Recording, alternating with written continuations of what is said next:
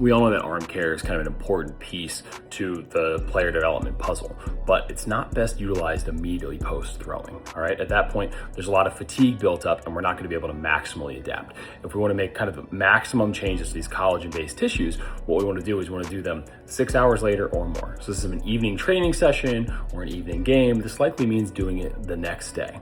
And then what should these training sessions look like? Well, the structures that we're trying to kind of train support the more passive elements like the UCL and other things like that. So we're thinking about the flexor pronator mass, for example. We're thinking about elbow flexors and extensors.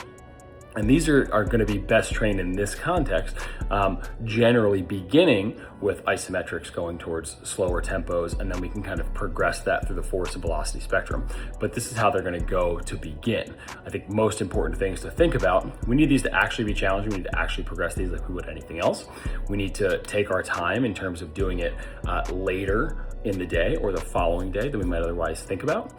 And we want to be mindful of training through these kind of ranges of motion that we're likely to see on the field and through our throwing patterns.